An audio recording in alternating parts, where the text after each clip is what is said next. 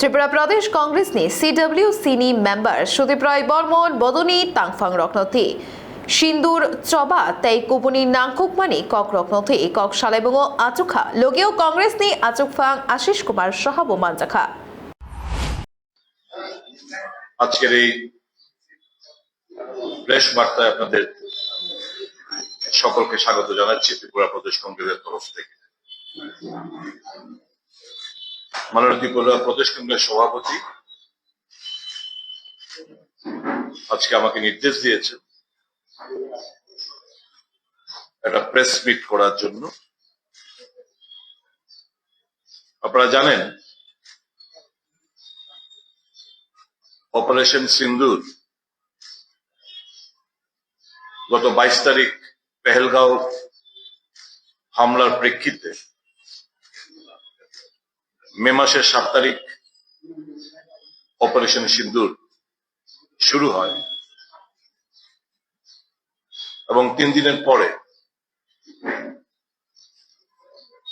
সেটা বন্ধ হয়। উদ্বেগের সঙ্গে আমরা লক্ষ্য করছি যে এই অপারেশন সিন্দুর তার কৃতিত্ব নেওয়ার জন্য ভারতীয় জনতা পার্টি পলিটিক্যাল লাভালাভের জন্য এটাকে এখন নোংরা রাজনীতি হিসেবে তারা ঢাল হিসেবে তারা ব্যবহার করতে চাইছে।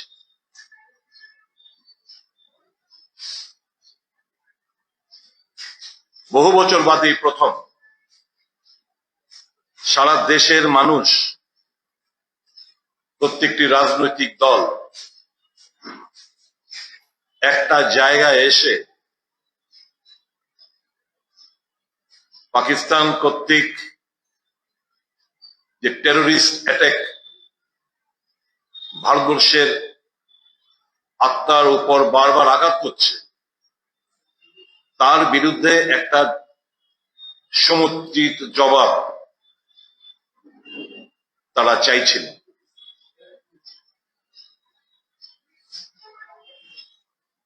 এই প্রসঙ্গে বেশ কিছু প্রশ্ন যেহেতু মেইন স্ট্রিম মিডিয়া করছেন না, স্বাভাবিকভাবেই একজন ভারতীয় দেশ প্রেমে ভরপুর একজন নাগরিক হিসেবে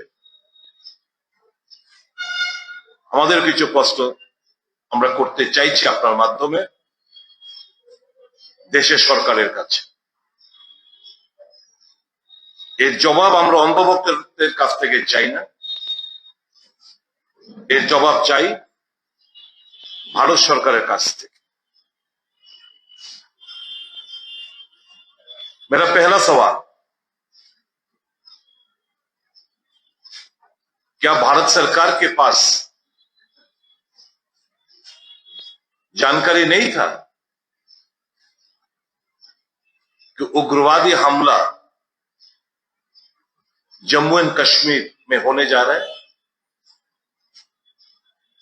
इंडियन एक्सप्रेस एक संवाद शायद आपने भी देखे होंगे जिसका जिक्र ऑल इंडिया कांग्रेस कमेटी के माननीय अध्यक्ष ने भी कहा कि प्रधानमंत्री का प्रोग्राम जम्मू एंड कश्मीर में एक रेलवे उद्घाटन का एक प्रोग्राम था, उसको कैंसिल कर दिया। ये जानकारी के बाद, इंटेलिजेंस के जानकारी के बाद प्रधानमंत्री जी का प्रोग्राम कैंसिल हुआ।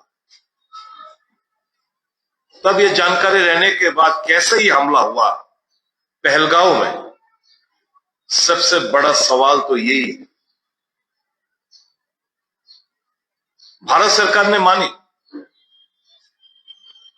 ऑल पार्टी मीटिंग में, जहां पे प्रधानमंत्री मौजूद नहीं थे, कि बहुत बड़ा चूक हुआ है। अगर चूक हुआ है तो इसका जिम्मेवारी किसके पास?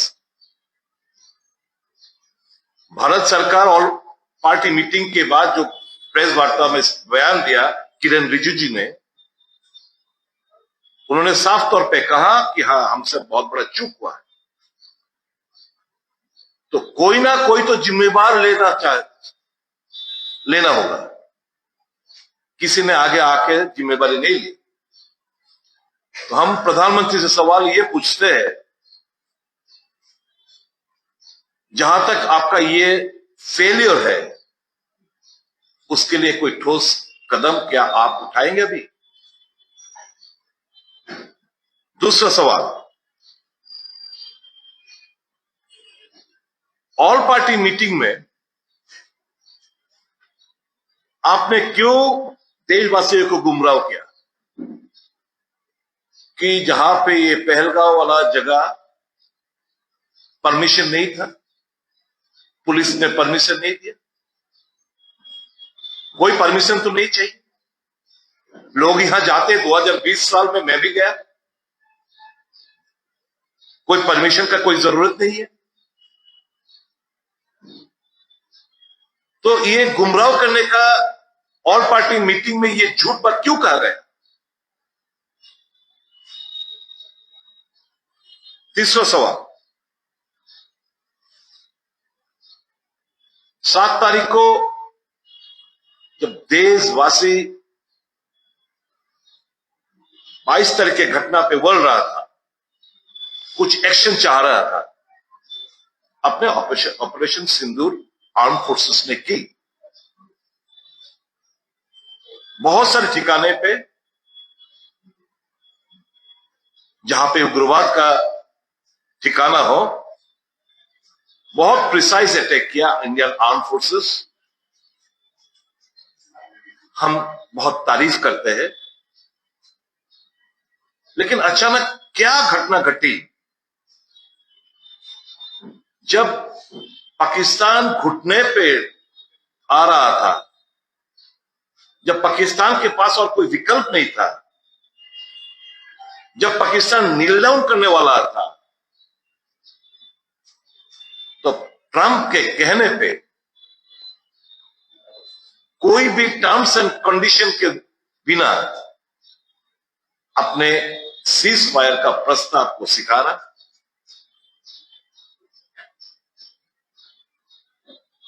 ये 7 तारीख को टेररिस्ट आक्रमण के बाद टेररिस्ट खत्म करने के नाम पे हुआ ये हमला, ये टारगेट ओरिएंटेड अटैक। और अंत किससे हुआ? अंत हुआ ट्रेड के नाम पे। मेरा सवाल यह है,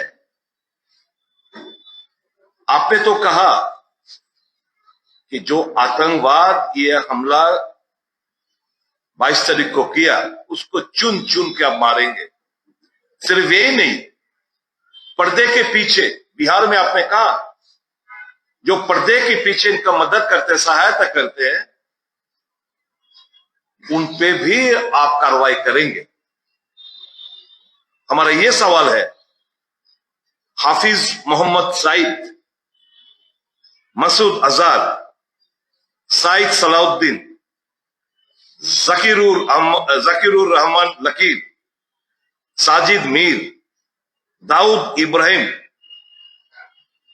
रियाज भटकल जैसे उग्रवाद जो भारत के आत्मा पे बारंबार आक्रमण कर रहे टेररिस्ट तरह, क्या आपने उनको ऊपर कोई कार्रवाई की?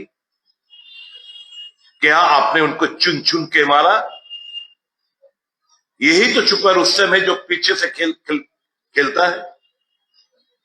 तो अचानक से जब इंडियन आर्म फोर्सेस पूरा पाकिस्तानी फौज को घुटने पे ला रहा था, अब अचानक क्यों ये अटैक बंद करवाने का सोचा? और वो भी ट्रंप के कहने पर। ट्रंप कौन होता है? डोनाल्ड ट्रंप, इंडिया के वार रुकवाने में। क्या आपको पर्दे के पीछे क्या चल रहा है? भारत देश कौन सा विमान खरीदेगा, वो ट्रंप बताते हैं बिना पूछे भारत सरकार से। इंडियन पेट्रोल कहां से खरीदेगा, वो पूछते हैं बिना पूछे भारत सरकार से ट्रेड कितना परसेंट टैरिफ भारत सरकार लगाएगा या वो तय करते हैं। अभी युद्ध या जो टेररिस्ट टारगेट अटैक है वो भी बंद करवाने का डिसीजन ट्रंप साहब लेते हैं, तो आप किस लिए हो। और आपने ये सीज फायर के बाद जब आपका भाषण हुआ उसमें एक दफे भी अपने अमेरिका और ट्रंप का या वाइस प्रेसिडेंट का या यूएस स्टेट सेक्रेटरी का उनका जिक्र नहीं किया। जो एक्स में जो बहुत सारे प्रेस मीट में ट्रंप साहब का वार्तालाप उसका खंडन नहीं किया। क्या ये देश के हम इंडियन के ऊपर हमारा स्वाभिमानता के ऊपर आघात नहीं है क्या, ये चोट नहीं है क्या? Is it not an attack on our self-ego and respect of the Indians? You have preferred to remain a silent spectator. जब पूछा गया ये पहले मरतबा हुआ कि जानकारी सही मायने में जानकारी प्राप्त नहीं हो पा रहा है। पहले तो कारगिल युद्ध में भी कितना जवान शहीद हुआ है, कितना हमारा तोप नष्ट हुआ है, कितना एयरक्राफ्ट को नष्ट किया गया। सब कारगिल युद्ध में भी ये सब डे टू डे हमको इंफॉर्मेशन मिलता था। पश्चिमी दुनिया में हर एक अखबार में एक राफेल, एक मिग 29, एक SU-30 गिराने की बात हो रही, हम इसका विरोध नहीं कर पा रहे। आप ऑल पार्टी मीटिंग का मांग कांग्रेस ने रखा है फिर से। अपने सीज फायर के समय आपने ऑल पार्टी मीटिंग क्यों नहीं बुलाया? हमारे LOP बार बार बोल रहे कि आप मीटिंग बुलाओ, पार्लियामेंट बुलाओ, बातचीत करते। आपके पास ये हिम्मत नहीं है क्या सच को सामना करने में? ये जो पाकिस्तान को घुटने में लाना, या आप तो पहले इससे पहले चुनाव में पिछले चुनाव में 2024 वाले चुनाव में मैं दिखा सकता हूं, बार बार योगी आदित्यनाथ यूपी के मुख्यमंत्री बार बार ये बोला करते थे कि आपको पाकिस्तान POK चाहिए कि नहीं। अगर POK चाहिए तो मोदी जी को वोट दीजिए। हर एक चुनाव क्षेत्र में, हर एक मीटिंग में इन्होंने ये बात दोहराया कि भाई और बहनों, आपको POK चाहिए है तो प्रधानमंत्री जी को वोट दीजिए, मोदी साहब को वोट दीजिए। मैं आज एक भारतीय होने के नाते ये पूछना चाहता हूं, इस मौके को क्यों हम गवाए? बहुत बड़ा मौका था हमारे पास। हमारा डिप्लोमेसी फेल हुआ। अब बताइए प्रधानमंत्री जी, देश भर बहुत सारे कंट्री ये उग्रवाद हमला का निंदा की, लेकिन जब आपने अटैक किया ऑपरेशन सिंदूर, ये युद्ध है, तब आपके साथ कौन सा देश खड़ा था? पाकिस्तान के साथ तो खुल्लम खुल्ला चाइना खड़े थे, अजरबैजान खड़े थे, टर्की खड़े थे। अब बताइए, आपका दोस्त आपके साथ खड़े थे कि नहीं इस युद्ध में? एक भी कंट्री खुल्लम खुल्ले इंडिया का साथ है, जिक्र कीजिए, बोलिएगा मेरे को, हम जानना चाहते हैं। इसका मतलब आपका डिप्लोमेसी बिल्कुल फेल है, आपका फॉरेन पॉलिसी फेल है। हमारा पड़ोसी देश जो एक समय भारत की तरफ झुका था, बांग्लादेश, भूटान, नेपाल, श्रीलंका, मालदीव सब भारत के खिलाफ है। ये कौन सा डिप्लोमेटिक और फॉरेन पॉलिसी आप लोग चला रहे हैं कि कोई भी देश आपके संग खड़े नहीं होते?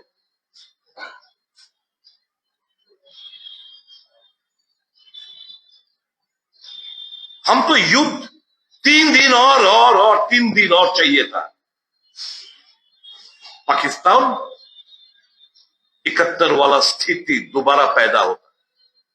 हाँ, आर्म फोर्सेस जो स्पेसिफिक टारगेट आर्म फोर्सेस ने अटैक की,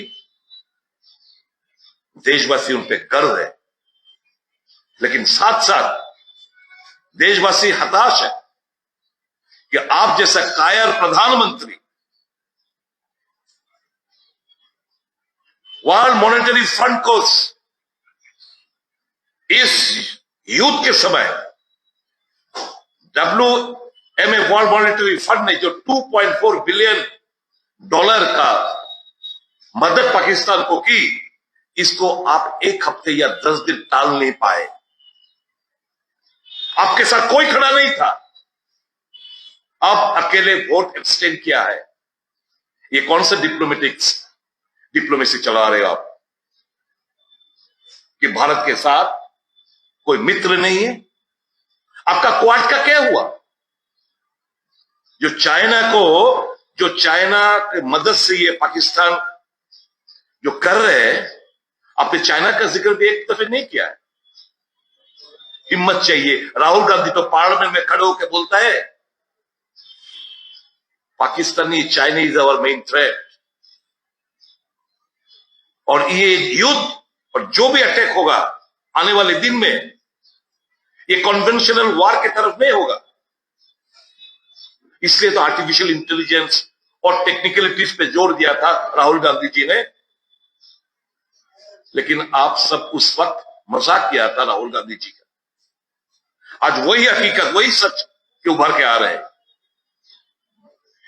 सारे देश, पूरा देश में ये मॉक ड्रिल, लाइट ऑफ, ये सनसनी, ये हाइप, किस कारण? वही बाद में आपको वोट से मतलब है ना, आपको वोट का राजनीति करना है ना, इसलिए ये हाइप आपने करवाया, फिर पीछे क्यों हटा? टेररिज्म खत्म करने के लिए निकले थे आप, बड़ा बड़ा भाषण दिया। आपका डिफेंस मिनिस्टर ने कहा जो भारतवासी चाहते हैं वही हम करेंगे। तो हम चाहते पीओके, हम चाहते ये जो उग्रवाद का मेन माथा है उनको खत्म किया क्या? तो कुछ ठिकानों पे टारगेटेड निशाना करके, ध्वस्त करके, अब क्या आप दिखाना चाहते हो? इसलिए तो मैंने कहा we are proud of our arm forces, but unfortunately we have a timid prime minister who doesn't आंख मिला के अमेरिका प्रेसिडेंट डोनाल्ड ट्रंप से बात नहीं करते, आंख से आंख मिला के चाइना के प्रीमियर से बात नहीं करते। ये कायर प्रधानमंत्री है और ये देश का अपमान है। वेस्टर्न मीडिया में सिर्फ राफेल गिरा हुआ, मिग 29 विमान भारत का नुकसान हुआ, वही चर्चा चल रहा है। हाँ ठीक है, आप इंडिया में वोट के नाते आप मेनस्ट्रीम मीडिया को आपने प्रेशर डलवा के सही चित्र, सही कोई भी चीज आप सामने नहीं ला पा रहे हो क्योंकि आपको वोट से मतलब है। लेकिन पश्चिमी दुनिया का जो न्यूज़पेपर्स है, जो चर्चा चल रहा है, भारत का नाम, इस देश का नाम आपने मिट्टी में मिला दिया।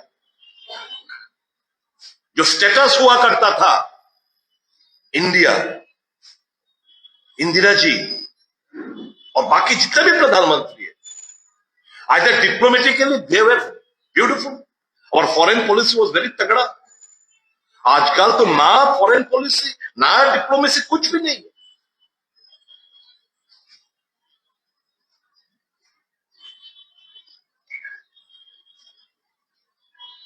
आपका quad, America, Japan, India, Australia, क्या हुआ?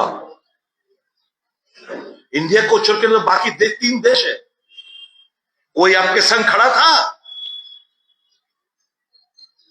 बताइए।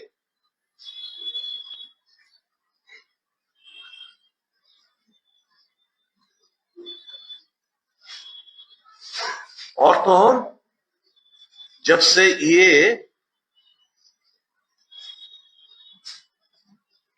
7 मई से जब ऑपरेशन सिंदूर शुरू हुआ, पूरा देश एकजुट होके आर्म फोर्सेस का मनोबल, हौसला बढ़ाने के लिए कांग्रेस पार्टी, हमने 9 तारीख को हमने जय हिंद यात्रा हम लोग निकाले, हाँ? सारे देश भर। उद्देश्य क्या था? हम गर्व महसूस करते हैं हमारा आर्म फोर्सेस को लेके, सेना को लेके, उनका मनोबल अटूट रहे, ये दिखाने के लिए। इसमें पॉलिटिक्स का कोई नहीं है। स्लोगन क्या था? कांग्रेस पार्टी जिंदाबाद स्लोगन नहीं था। कांग्रेस स्लोगन क्या था? राहुल गांधी जिंदाबाद स्लोगन नहीं था। स्लोगन था Indian arm forces long live, Indian arm forces आगे बढ़ो, हम तुम्हारा साथ है। शेम शेम पाकिस्तान, धिक्कार, मुर्दाबाद, यही नारा लेके हमने देश भर हमने जय हिंद यात्रा निकाली। कल भी हमने एक तिरंगा यात्रा देखा। 10 बार अगर बोलते मोदी आगे बढ़ो, हम तुम्हारा साथ, इंडियन आर्म फोर्सेस के बारे में एक दफे, कभी कभी, मतलब उद्देश्य क्या है? और ये जब फ्लैग्स युद्ध चल रहा था, देश भर मोदी जी का फ्लैग्स भरपूर हर एक जगह पे, खासतौर पे बिहार, मोदी जी और यूनिफॉर्म में, वो फ्लैक्स देश भर, पूरा क्रेडिट मोदी जी मांगने की कोशिश की। और ये सवाल आम जनता में ऐसे पैदा नहीं होता कि भैया,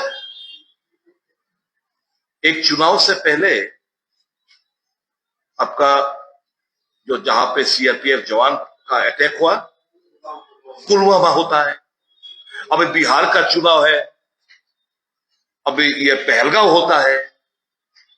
आम जनता ये पूछ रहे, कहीं ये कोइंसिडेंस, इतना दफे कोइंसिडेंस हो जाता है, और आप इसका फायदा लेके, आपने जब पुलवामा हुआ, आपने वोट मांगा था उसके नाम पे, शहीदों के नाम पे। अब बिहार चुनाव आ रहा है, अब दोबारा वोट मांगोगे आप इस टेररिस्ट के नाम पे? फॉरेन पॉलिसी कश्मीर को लेके हमेशा रहा है, नो थर्ड पार्टी, जो भी समस्या हम लोग समाधान करेंगे बातचीत के दौरान, और इसका दोहराया दोबारा शिमला एग्रीमेंट में। ये पहला मतलब है जो ट्रंप ने कहा, I will negotiate, we'll sit in neutral place, chalk out the difference, Kashmir का हाल हम लोग सुलझेंगे।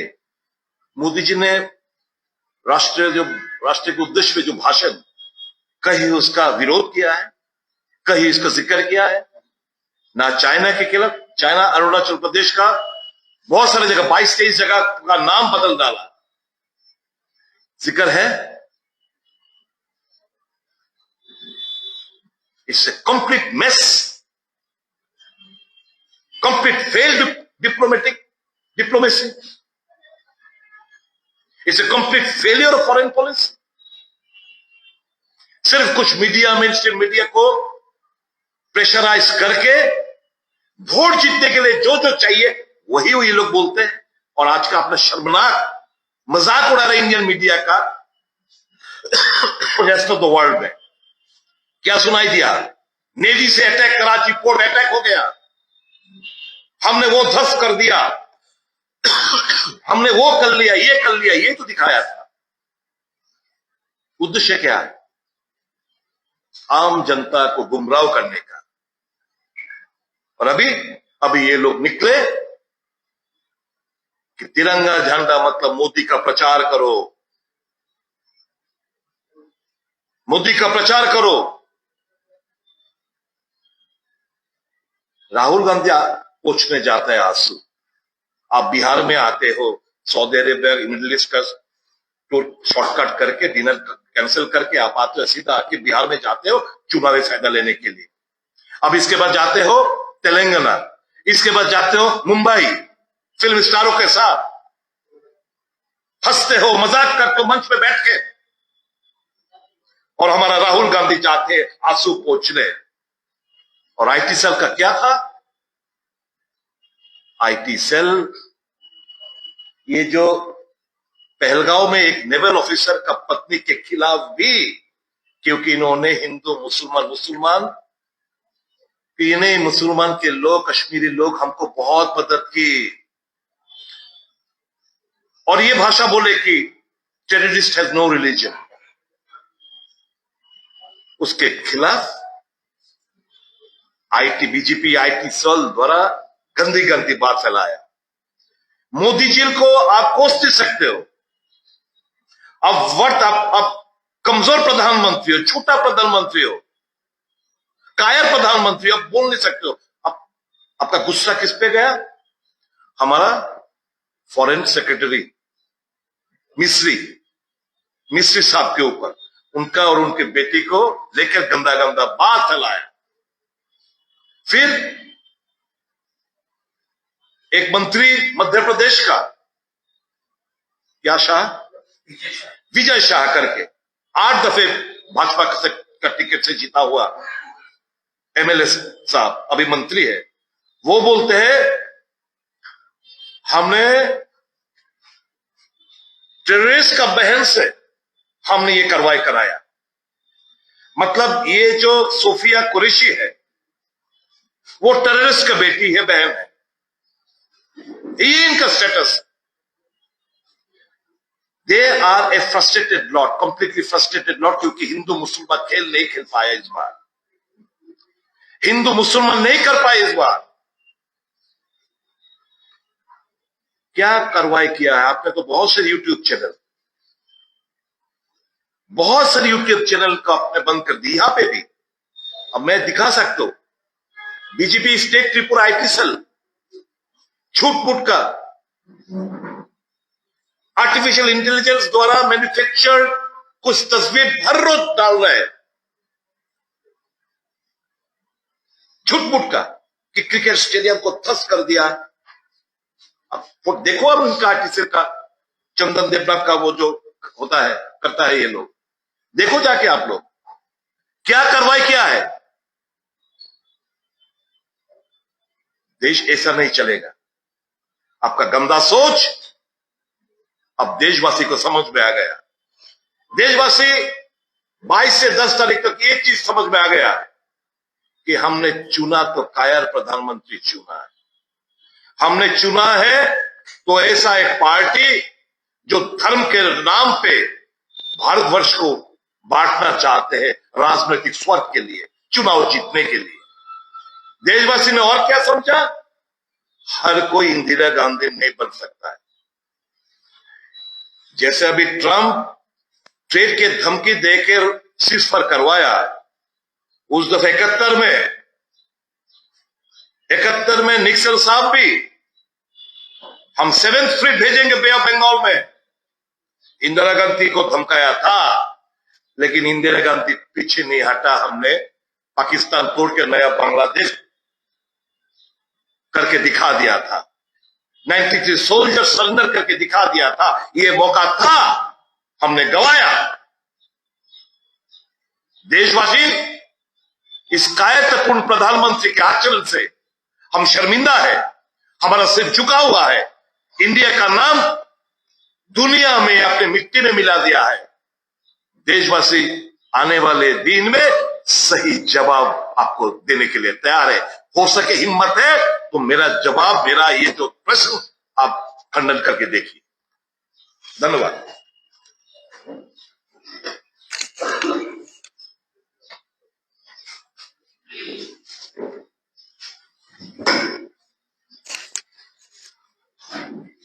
সাংবাদিক বন্ধুরা, আমাদের সিডব্লিউসি মেম্বার বিধায়ক সুদীপ রায় বর্মন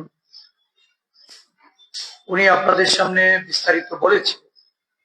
এই পেহেলগাঁওয়ের ঘটনাকে কেন্দ্র করে সারা দেশের 140 কোটি মানুষ যখন এক জায়গায় এসে এর বিরুদ্ধে ভারত সরকারকে একটা পদক্ষেপ গ্রহণ করার জন্য তাদের প্রত্যাশা তারা এই দেশের সরকারের উপর তারা রেখেছিল, সুদীপবাবু এই বিষয়ে বলেছেন। প্রশ্নটা হলো, যখন সর্বদলীয় সভা, এই সভা ডাকা হয়, দেশের প্রধানমন্ত্রী তড়িঘড়ি বিদেশের মাটি থেকে ভারতবর্ষে এসে পৌঁছান। ভারতবর্ষের সব কয়টা রাজনৈতিক দলে এই সর্বদলীয় সভায় তাদের দলের যারা হাইয়েস্ট লিডারশিপ তারা সেখানে উপস্থিত ছিলেন, কিন্তু ভারতবর্ষের প্রধানমন্ত্রী দুটি সর্বদলীয় সভায় ওনার অনুপস্থিত থাকার কারণ কি বার্তা দিতে চেয়েছেন? যেখানে দেশের সর্বস্তরের মানুষের কাছে এই সন্ত্রাসবাদী দমনে ভারত সরকারের প্রয়োজনীয় পদক্ষেপ নিতে ভারতবর্ষের প্রধানমন্ত্রীর ভূমিকা এটাই উল্লেখযোগ্য, এবং তাই প্রত্যাশা করেছিলেন যে উনি সর্বদলীয় সভায় থেকে সেখানে সব কয়টা রাজনৈতিক দলের যারা নেতৃত্বে যারা প্রতিনিধিত্ব করছিলেন তাদের সঙ্গে আলোচনা ক্রমে দেশের সুসংহত যে প্রয়াস, এই প্রয়াসটাকে সেখানে উনি কার্যে পরিণত করবেন। উনি ছিলেন না। ডাবল ইঞ্জিনের সরকার, তারা ডাবল স্ট্যান্ডার্ড পলিটিক্সে এই যুদ্ধকে নিয়ে, এই সন্ত্রাস দমনের ভারতীয় সেনাবাহিনীর ভূমিকাকে নিয়ে ময়দানে নেমেছে। আমরা গতকালকেও দেখলাম আমাদের রাজ্যে একটা তিরঙ্গা র্যালি নামে তারা সারা রাজ্য জুড়ে এই র্যালি করার পদক্ষেপ নিয়েছে। কথা হচ্ছে যে এই র্যালিটা কিসের জন্য? ভারতীয় সেনাবাহিনী যারা ভারতবর্ষের হয়ে এই লড়াইয়ে অবতীর্ণ হয়েছে, জঙ্গি ঘাঁটি ধ্বংস করার জন্য যারা জীবন ঝুঁকি নিয়ে বা আত্মবলিদান দিয়ে এই লড়াইয়ে যারা সামিল হয়েছেন, তাদের শৌর্য বীর্যে তাদের প্রতি সম্মাননা প্রদর্শন করতে। কিন্তু দেখা গেল একদিক থেকে যখন মেকি এই তিরঙ্গা র্যালির নামে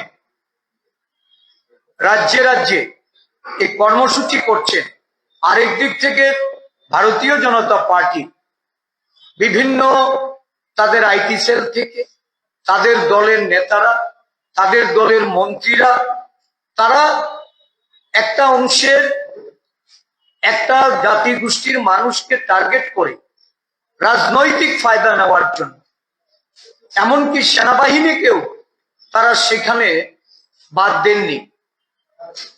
ভারত সরকারের বিদেশ সচিবকে নিয়েও তারা কুৎসা রটানুতে তাদের আইটি সেল বলুন, তাদের নেতৃত্ব বলুন, তারা দেশবাসীর কাছে এই বার্তা দিতে চেয়েছে। 140 কোটি মানুষ ঐক্যবদ্ধ ছিল। এই পেহেলগাঁওয়ের হামলার মাধ্যমে শুরু থেকেই যে প্রয়াসটা নিয়েছিল বিভাজনের মাধ্যমে এই উগ্রবাদের কার্যকলাপকে কাজে লাগিয়ে আরেকটা জাতি গোষ্ঠীকে লক্ষ্য করে সেখানে বিভেদ সৃষ্টি করা। কিন্তু দেশের মানুষ যখন ঐক্যবদ্ধ হলো, দেশের সমস্ত রাজনৈতিক দল যখন এই ঘৃণাজনিত কাজের বিরুদ্ধে সমগ্র জনমতকে একত্রিত করলো, তখন আইটি সেলের যে অপপ্রয়াস, আইটি সেল যে ঘটনাটাকে নিয়ে রাজনীতিকরণের চেষ্টা করেছে, এই চেষ্টাটা এটা বন্ধ হয়েছে। দেশের মানুষের ঐক্যবদ্ধ প্রয়াসের জন্য এই ক্ষীণ যে ষড়যন্ত্র, এই ষড়যন্ত্র ভেস্তে গেছে। নরেন্দ্র মোদীজির কাছে আমাদের যে দলের তরফ থেকে বিভিন্ন প্রশ্নগুলি রাখা হচ্ছে, সুদীপ বাবু এখানে বিস্তারিত ভাবে উনি যে বিষয়গুলির উপর ওনার যে জানার আগ্রহ, এটা সমগ্র দেশের মানুষের আগ্রহ। সমগ্র দেশের মানুষ জানতে চাইছেন কেন সিজফায়ারে যাওয়া, এবং এই সিজফায়ারে যাওয়ার সিদ্ধান্ত সর্বদলীয় মিটিং করে কেন নেওয়া হলো না, যেখানে সব কয়টা দল বলছে যে এবার সন্ত্রাসবাদের আতুর ঘরকে ভেঙে দিতে হবে, সন্ত্রাসবাদ বন্ধে একদম আমরা চরম সিদ্ধান্তে উপনীত হয়ে আমরা এই লড়াই করব। সেই লড়াই থেকে কেন বিরতি, কার স্বার্থে, কি বুঝে এই লড়াই, কেন এটা বন্ধ করার আগে সর্বদলীয় সিদ্ধান্তের মাধ্যমে একটা যৌথ সিদ্ধান্তে উপনীত হওয়া গেল না? আমরা মনে করি সেনাবাহিনী যে ভূমিকা পালন করেছে, আজকে সেনাবাহিনীর ভূমিকায় ভারতবাসী গর্বিত। ভারতবাসীর প্রত্যেকটা নাগরিক সেনাবাহিনীর পাশে আছে, সেনাবাহিনীকে তার সমর্থনে তারা এগিয়ে আসছে। তার ক্রেডিট নেওয়ার জন্য যারা শুরুতে চেয়েছিল বিভাজন, বিভেদের রাজনীতি, বিভেদের রাজনীতি ভেস্তে যাওয়ায় এখন শুরু করেছে ওই সেনাবাহিনীর ক্রেডিটটা নিজেদের পালকে নেওয়ার জন্য। কংগ্রেস দল সেনাবাহিনীর পাশে আছে। সেনাবাহিনীর এই গৌরবগাথা ভূমিকা ভারতীয়রা গর্বিত। আজকে আমরা অবশ্যই নরেন্দ্র মোদীজির এই ভূমিকা এবং রাজ্যে রাজ্যে তার দলের যে স্বরূপ, এটা অবিলম্বে বন্ধ করার জন্য যারা কুরুচিকর মন্তব্য করে সেনাবাহিনীর মনোবল নষ্ট করতে চাইছে, ভারতবর্ষে ভারত সরকারের যারা দায়িত্ব নিয়ে এই জঙ্গি ঘাঁটি আক্রমণ করার জন্য এবং পাকিস্তান থেকে যে উগ্রবাদীদের মদত দিয়ে যে লড়াই ভারত ভূখণ্ডে তারা প্রতিনিয়ত চালিয়ে যাচ্ছে, তার প্রতিরোধ করার জন্য দেশের সরকারের যারা বিদেশ সচিব থেকে শুরু করে সরকারি আমলারা আজকে যাদের বিরুদ্ধে, তাদের লক্ষ্য পূরণ না হওয়ায়, বিজেপি দলের মূল এজেন্ডা এটা ফুলফিল না হওয়ায় যে ধরনের কুরুচিকর মন্তব্য ছোড়া হচ্ছে, তার বিরুদ্ধে উপযুক্ত ব্যবস্থা গ্রহণ করা। মধ্যপ্রদেশের মন্ত্রী যিনি এই ধরনের কুরুচিকর বক্তব্য রাখার পর সারা দেশ জুড়ে আজকে প্রতিবাদ হচ্ছে, যার বিরুদ্ধে এফআইআর করতে গেলে মধ্যপ্রদেশের আরক্ষা প্রশাসন তারা এফআইআর গ্রহণ করেন না। হাইকোর্টে মামলা নিয়ে সেখানে হাইকোর্টের নির্দেশ দিয়ে যেখানে তার বিরুদ্ধে মামলা নেওয়ার জন্য হাইকোর্ট নির্দেশ প্রদান করছেন, অথচ দেশের প্রধানমন্ত্রী নরেন্দ্র মোদীজি বা তার দল তাদের বিরুদ্ধে কোনো ব্যবস্থা গ্রহণ করছেন না। মন্ত্রীর বরখাস্ত চেয়ে সারা দেশ জুড়ে যে আজকে গণ প্রতিবাদ চলছে, তার বিরুদ্ধে কোনো ব্যবস্থা গ্রহণ করছেন না। অবিলম্বে আমরা চাইব সমস্ত এই বিষয়গুলি নিয়ে চর্চা করার জন্য সংসদের উভয় পক্ষ থেকে আমাদের বিরোধী দলনেতা মল্লিকার্জুন খাড়গেজি, রাহুল গান্ধীজি তারা সংসদ ডাকার জন্য জরুরি ভিত্তিতে আবেদন করেছেন, আহ্বান রেখেছেন, এবং সমস্ত সর্বদলীয় যে আমাদের যে যুদ্ধ পরিস্থিতিকে সামনে রেখে যে আলোচনা হয়েছিল, আবার সর্বদলীয় আলোচনায় এগুলি ব্যাখ্যা করার জন্য আমরা আমাদের দলের পক্ষ থেকে দাবি জানাচ্ছি এবং অবিলম্বে সংসদ ডাকার জন্য আমরা আবেদন জানাচ্ছি। ধন্যবাদ। Thank you. ধন্যবাদ সবাই।